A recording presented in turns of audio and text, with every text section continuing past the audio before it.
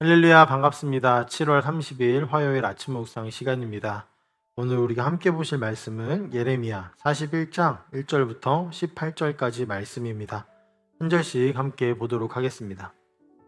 그의 일곱째 딸이 되었을 때에 엘리사마의 손자이며 느다니아의 아들로서 왕족이며 왕의 대신이기도 한 이스마엘이 부하 10사람과 함께 아이감의 아들 그달리아를 만나러 미스바로 왔다.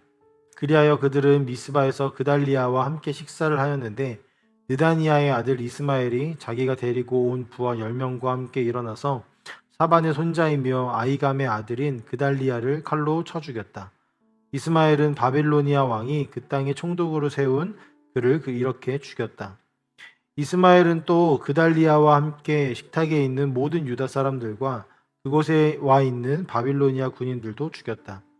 그달리아가 살해된 다음 날 아직 아무도 그것을 알지 못할 때에 수염을 깎고 옷을 찢고 몸에 상처를 낸 사람들 80명이 세겜과 실로와 사마리아로부터 곡식 제물과 향료를 들고 와서 주님의 성전에 바치려고 하였다.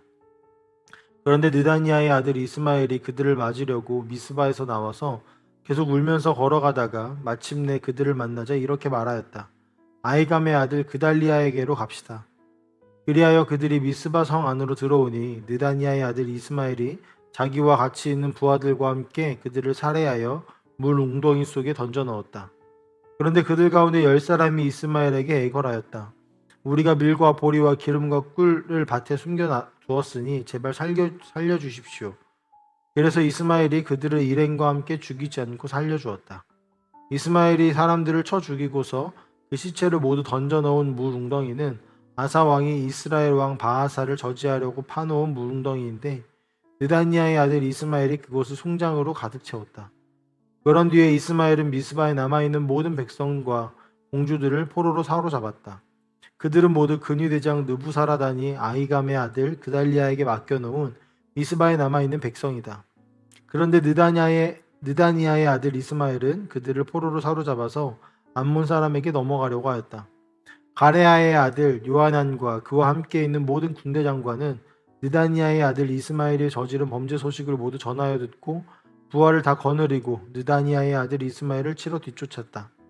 그들은 기브온에 있는 큰 못 근처에서 그를 만났다. 이스마엘에게 끌려가던 사람들이 모두 가레아의 아들 요하난과 그와 함께 온 모든 군 지휘관들을 보고서 기뻐하였다. 그리고 미스바에서부터 이스마엘에게 포로로 끌려가던 사람들이 모두 뒤돌아서 가레아의 아들 요하난에게로 넘어갔다. 그러나 느다니아의 아들 이스마엘은 부하 8명과 함께 요하난 앞에서 도주하여 암몬 사람에게로 넘어갔다. 아이감의 아들 그달리아를 살해한 뒤에 느다니아의 아들 이스마엘이 남아있는 모든 백성을 사로잡아 미스바에서 포로로 끌고 가려고 하였으나 가레아의 아들 요하난은 자기가 데리고 있는 모든 군 지휘관을 거느리고 가서 포로로 끌려가는 군인들과 남자와 여자와 어린 아이들과 내시들을 기브온에서 데리고 왔다. 그들은 다 같이 이집트로 들어갈 작정으로 도망치다가 베들레헴 근처에 있는 게롯김함에 서쉬었다.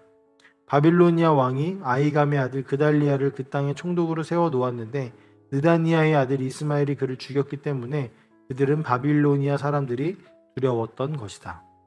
아멘. 오늘 말씀은 세 인물을 중심으로 이야기가 진행되고 있습니다. 바벨론 왕이 세운 총독 그다리아와 왕족 이스마엘 그리고 요하난이라는 인물입니다. 그다리아는 어제 말씀을 통해 보았듯이 바벨론이 유다를 정복하면서 포로로 끌고 가고 남은 자들을 다스리기 위해 세워진 유대인 총독이었습니다. 그다리아는 바벨론의 정복을 인정하고 현실을 받아들인 인물이죠. 이러한 모습을 보면 이가 친바벨론 성향을 나타내고 있는 것처럼 볼 수 있지만 사실 이 그다리아는 하나님의 주권을 인정하는 행위를 보여주고 있다는 사실을 우리는 어제의 말씀을 통해서 조금 더 알게 되었습니다. 바벨론의 정복은 하나님께서 예언하셨고 또 예정하신 일이고 바벨론에 의해 심판을 받은 후에 다시 회복되어질 것이라는 것 또한 하나님께서 정해놓으신 일이었기 때문입니다. 그렇기 때문에 그다리아의 태도는 하나님의 주권을 인정하는 행위였던 것입니다. 하지만 그다리아는 하나님의 말씀을 모두 신뢰하고 또 기억했던 것은 아닌 것처럼 보입니다. 왜냐하면 여호야김 왕 때, 우리가 지난주 화요일 날 보았던 말씀이죠. 여호야김 왕 때에 있었던 일을 통하여서 하나님께서 다윗 왕조에서 권력을 더 이상 계승하지 않겠노라고 말씀하셨던 일이 있었는데, 왕족인 이스마엘이 군대를 이끌고 오자 자신을 죽이려고 온다라는 소식을 들었음에도 불구하고 이 그다리아는 아무 일도 일어나지 않을 것이라고 하며 가만히 그냥 안일하게 대처했던 모습을 보여주기 때문입니다. 그로 인해서 그달리아는 죽음을 맞이하게 되었죠. 만약 그달리아가 하나님의 말씀을 기억하였다면 그달리아는 이스마엘의 침략에 안일하게 대처하지 않았을 것이고, 그렇다면 유다는 바벨론에서 하나님의 때를 기다릴 수 있었을 것입니다. 그달리아에 이어서 나오는 인물은 누구입니까? 바로 이스마엘이라는 사람인데요. 그를 한마디로 정의하자면 하나님의 뜻을 거스른 자라고 할 수 있을 것입니다. 그는 하나님의 뜻에 세워진 그달리아를 죽이고 미스바에 사는 백성들을 포로로 삼은 사람이죠. 그의 목적은 권력을 차지하는 것이었을 것 같습니다. 그가 그렇게 행동한 이유는 추측을 해보자면 그가 왕족이었기 때문입니다. 물론 그의 명분은 그가 왕족이기 때문에 빼앗긴 나라를 다시 되찾고 권력을 되찾아서 다시 이 유다 땅이 정상적으로 회복되어지는 일에 그는 관여를 하고 싶었고, 그것을 원한다라는 명분으로 그 일을 이루었을 것입니다. 하지만 그 내면에는 왕족인 자신이 왕위를 계승하고 권력을 계승하지 못한 것에 대한 분노로 우리는 볼 수 있습니다. 욕심에 의해 일으켜진 사건이라고 볼 수 있는데요. 결국 이것은 실패로 돌아가죠. 요하난이 군대를 이끌고 싸우러 오자 이스마엘은 인질로 삼은 모든 사람들을 놔둔 채 자신의 사람들만 데리고 도망갔기 때문입니다. 하나님께서 세우신 이를 거스르는 이에게 하나님은 모두 허용하지 않으셨음을 볼 수 있는 대목이죠. 이제 여기서 끝이 나고 요하난이 다시 미스바로 돌아가 하나님의 때를 기다렸다면 얼마나 좋았겠습니까? 하지만 이 이야기는 이렇게 끝나지 않습니다. 요하난이라는 사람은 결국 바벨론 왕을 두려워하여서 애굽으로 도망을 가게 됩니다. 바벨론 왕이 세운 그달리아가 죽었기 때문에 바벨론이 가만히 있지 않을 것이라고 예상했기 때문입니다. 결국 요하난 또한 하나님의 때와 하나님의 약속, 그리고 하나님의 능력을 신뢰하지 못하는 모습을 보여줍니다. 오늘 말씀에서 본 이 세 명의 인물이 우리 인생에 보여지는 여러 가지 이슈들, 여러 가지 비극들을 보여주고 또 나타내고 시사하는 것을 우리는 알 수 있는데요. 또 이 세 인물들의 공통점을 보자면 이 세 인물들의 공통점은 하나님을 향한 불신이었습니다. 그다리아는 하나님을 경외하였으나 하나님의 말씀을 모두 다 기억하지 못하였고, 이스마엘은 하나님이 바벨론을 통해 멸망하게 하실 것과 다시 회복시키실 것에 대한 약속을 잊어버렸으며, 요하난은 눈앞에 보이는 권력을 두려워하여 하나님의 능력을 잊어버리는, 신뢰하지 못하는 모습을 보였습니다. 우리의 인생들도 이러한 일들이 반복되어질 수 있을 것 같습니다.